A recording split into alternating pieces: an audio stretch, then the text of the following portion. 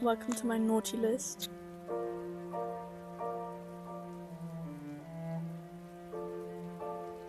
Welcome to my naughty list.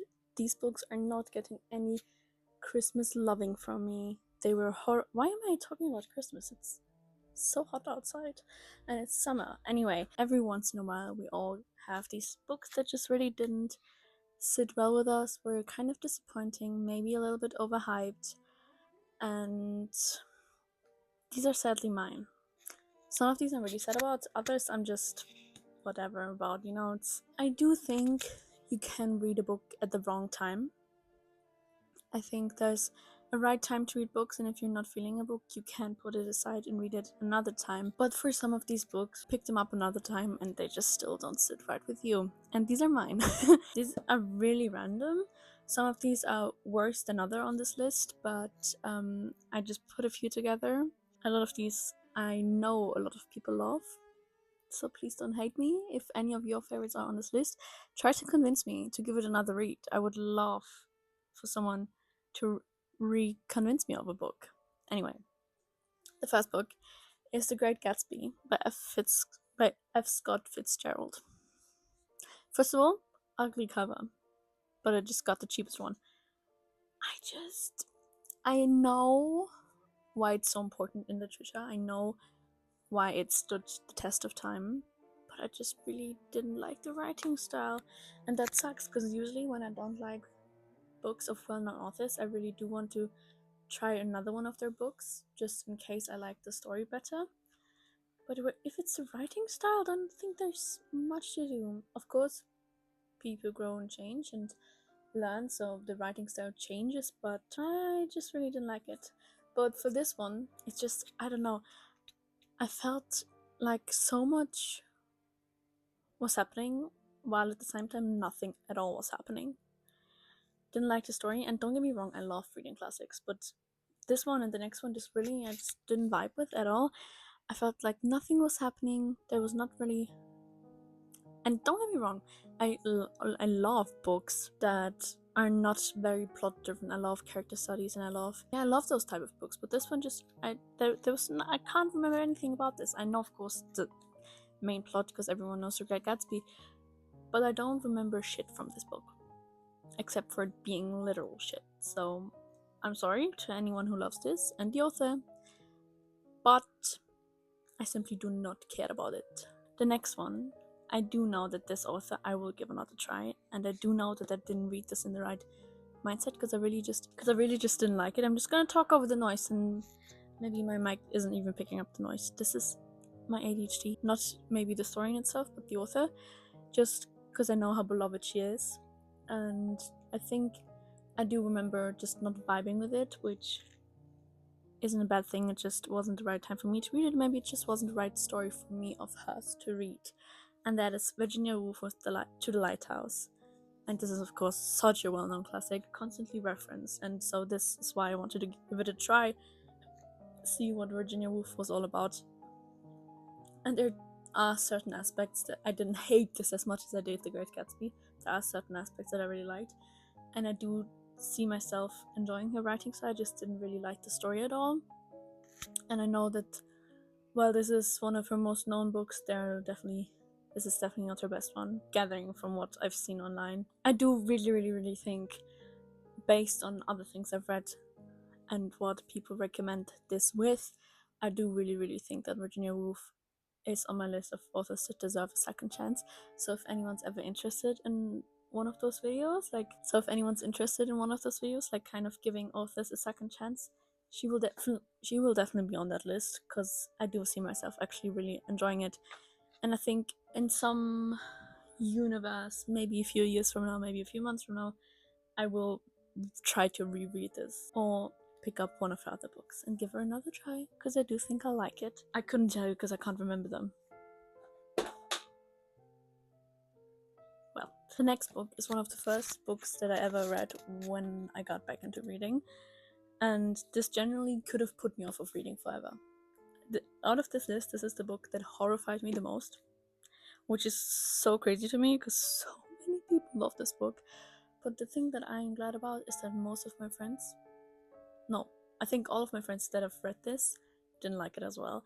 And it's Matt Haig's The Midnight Library. Boo, Diana, you just didn't get it. You don't understand. No, I get it.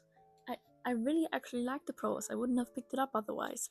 It just didn't do anything for me. The prose, incredible. If you don't know what the Midnight Library is about, it's about Nora, who is having a shit day, and then all of a sudden she finds herself in this library, and every single book she opens leads her to another version of her life, how her life could have gone. It's kind of like the butterfly effect, but also multi-dimensional and just a big what if situation. And you're probably watching this, and if you haven't heard of this before, you're like, yeah, I do want to read that. That sounds amazing. That's what I thought. That's what I thought when I got into reading again. And then it just kind of didn't explore that theme at all. Like, yes, she kept on looking into these different versions of her life and experiencing them, but there was nothing to conclude from the story, is what I felt like.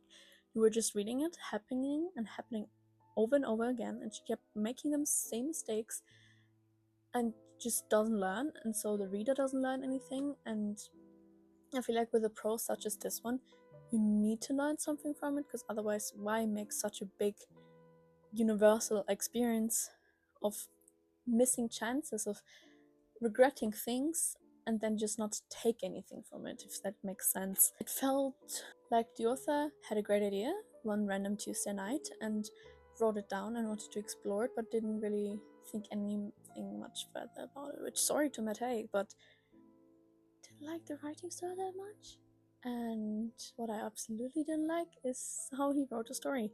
The main character was insufferable, and don't get me wrong, if you couldn't tell, I love insufferable main characters, but this one just, she had no reason to be like the way she was. If I remember correctly, it's been a few years since I've read this, like 5 years, 6 years. That's crazy. I always short side story.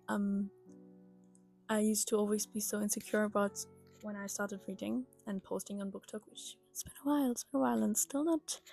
Anyway, I always used to be embarrassed about how little ago I started reading, and now I'm not in that mindset at all. If someone tells me that they just started reading, I'm like, yes, another reader. I think for myself, I'm always a lot more critical, which we all, of course, are, sadly. But I was just really shameful about it. I don't know. I always said, like, yeah, I only just started reading, so I haven't really read that much. Anyway, it's been a few years, and that being said, if I misjudge any of the plot or misremember any of the plot, I'm sorry, but also I couldn't care less. I hated this book. I hated it when I read it, and I still hate it now. I can't remember anything good about it except the original idea. The next one is a Rachel Cusk book, which I'm so sad about. I think I might have picked the wrong one though. I read both of these on vacation, and like a little bit with Virginia Woolf, the part of BookTok that I'm a part really, really loves Rachel Cusk, and I will give her another try. I'm not going to stop trying until I understand what she's all about. I've in the same vacation I read, I think, in 2 days, Outline and Second Place, and one of them I liked. I thought was okay, good, perhaps even. And yeah, though I think I was right. Yeah, I think I was right. So Outline I really, really liked. Wasn't like a 5-star. I think I rated it a 3.5. But I still really liked it, and that's why I wanted to give Second Place another try. Because I thought maybe it'll be better. I fucked it up. And when I'm reading the synopsis from Second Place, it does sound good. It does sound good. And I've underlined one quote. But I think what I just wasn't vibing with the writing style at that point of time. This was last summer, and I do think maybe I will definitely give her another try, because I do think that I would like one of her books. Just the stories felt a bit flat to me, and I really struggled getting into a writing style, and that's why I really wanted to read the second book the day after, because I was like used to a writing style at that point. But I don't know, this felt worse than that one. This is definitely the least hated book from this list. I think so, yeah. Just because I really truly do think that I like Rachel Cusk's style. I wasn't vibing with it at the moment, and I do really, really, really, really want to give her another try. And maybe one of you guys can recommend me which one to read next, because this one was like maybe 1.5, 2. I really can't remember anything about this book, and the other one, like I said, 3.5. So there's definitely room to improvement, which 3.5 isn't bad. Might have even rated it 3 star. I'm not so sure, but I think definitely wrong place, wrong time. Which wrong place, not so much, because I was on vacation. However, wrong story, wrong time. Struggled getting into a writing style, but then I was into it, and that's why I read this one, because I was like, okay, maybe I'll like this one even more. But then this one just didn't deliver it all for me, sadly. The next one I'm actually super sad about, because it's an important read, and that's why I don't want to bullshit it too much, but I do think this book is so short, and I regretted reading it, which not like in a crazy way. I was like, okay, why did I spend that hour maybe reading it when there was just, it felt very, I don't know. Anyway, the book is Assembly by Natasha Brown. First of all, I really like this edition. I really like how it feels and the way it looks. I do really like her writing style, I think, if I remember. It just felt like she wasn't saying anything new. And maybe that is because I myself try to educate myself on feminism as much as I can, and I live through it. It's just like with all of them. I think what I'm noticing with the books that I don't like is that they just don't have anything going on, anything of my interest.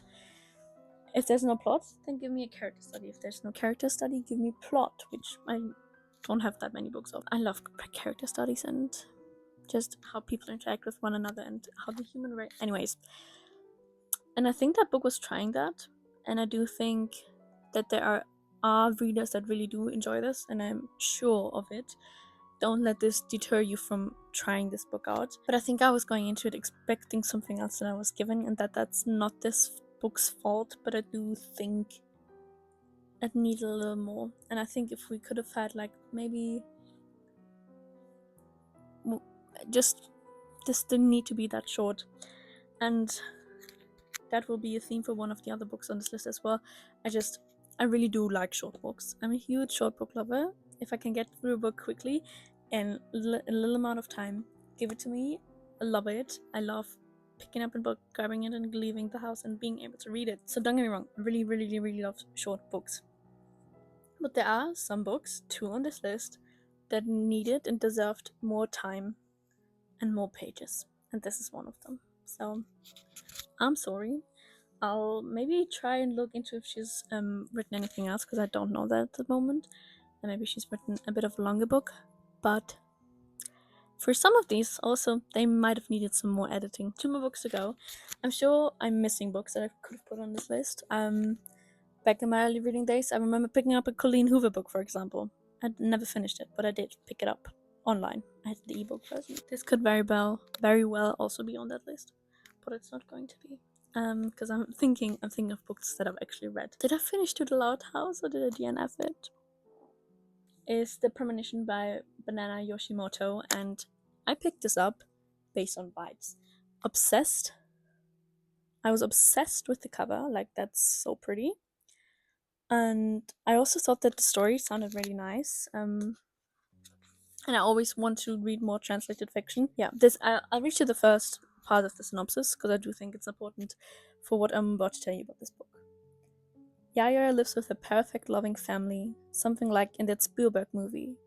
But while her parents tell happy stories of her childhood, she's increasingly haunted by the sense that she's forgotten something important about her past. And this book, if not anything, was such rage bait for me. Like, I think rating-wise, this might not be as bad as the other ones, because there were a lot of things that I really liked about the story, especially in the beginning. But this is so definitely want to give this author another try, but why? Why were we romanticizing age gap relationships, and why were we romanticizing incest? Don't get me wrong. Don't get me wrong. I love Call Me By Your Name.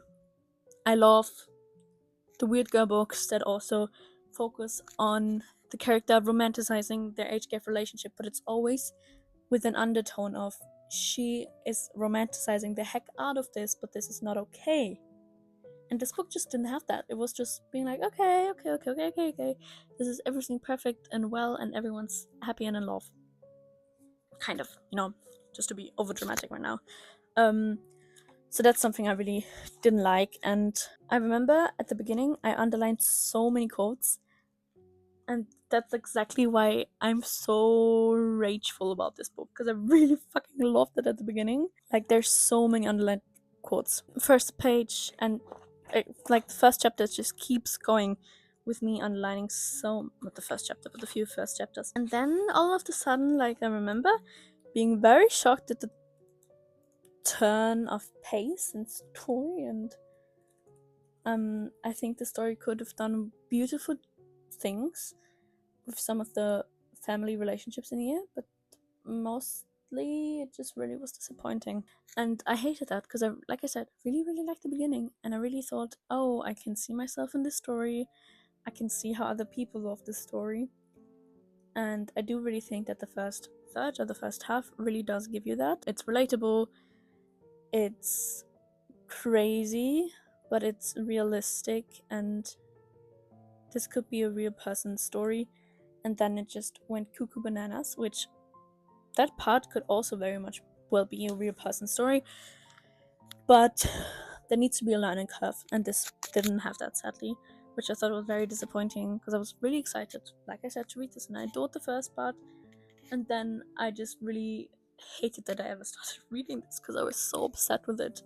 And I know this is a beloved author, but why put those things in there? Or you can put those things in there, of course, but don't let people, which I did, don't let people think that that's okay. Or have the main character, of course, we all get blinded by love, we all get groomed into thinking these type of things are okay, but you need to let the reader and your character know that that isn't okay. And there's brilliant ways of doing that, but this author just didn't do that at all in my eyes, sadly. That's the premonition. So sad. The cover is beautiful. And the next book is the most recent addition to this pile, and I'm very scared to tell you about it. This is How You Lose the Time War. If you saw my last wrap up, you will have heard me talk about how I didn't like this, which is so upsetting. I just literally read this a few weeks ago. I really went into this thinking that the people in my real life that I've talked to about this didn't like it as much that I would like it, just based on our differences in reading taste and storytelling. I could not tell you what was happening in this book, because the second any plot or romantic development or plot started happening, it was over already. This is another book that its main crime is being short. Because I really truly think that if you would have given this book its chance and make it like 200 pages longer, which would have been okay, because these are two authors, so they could have done that if they wanted to, which I'm sure they didn't, because for some reason couldn't tell you that reason, because I do think if we would have gotten more time to get into this world building, because it's fantasy-ish, dystopian-esque, if we would have given the chance to even understand that world, and then give the romantic story time to develop and to happen, which, don't get me wrong, I love slow burn, and I also love Love at First Glance, but this was, if we go completely insane and want to put a trope on this, which I hate putting tropes on books, if you want to call this enemies to lovers, there was enemies, and on the next page lovers, legit. And then when I was like, okay, I get it now, I understand where this romantic feeling might have come from. I really do like how they're in love with one another. I liked how it was portrayed, and then it was over. And there was just so much happening that I didn't understand, and I kept thinking, am I too stupid for this? But no, I really wanted to give it a try, and I reread multiple pages because I wanted to know what was going on. But whenever something was starting, it was over the next sentence. Sorry to anyone who likes this book. That is it from my side. If you clicked on this video because of the thumbnail and you watched it the whole way, I'm sorry for not mentioning any books that I showed on the thumbnail. Those are books that I loved, but I knew you were gonna click on the video, so hi. I'm usually not that clickbaity, but I think for videos like this it's kind of fun. And please let me know what your least favorite book in the world is. Tell me the worst book you've ever read, the book you wouldn't even recommend to your worst enemy. Let me know in the comments. And if you want to convince me on any of these, feel free to do so. Maybe I'll listen to you, maybe I won't. That's it for me. See you in the next one.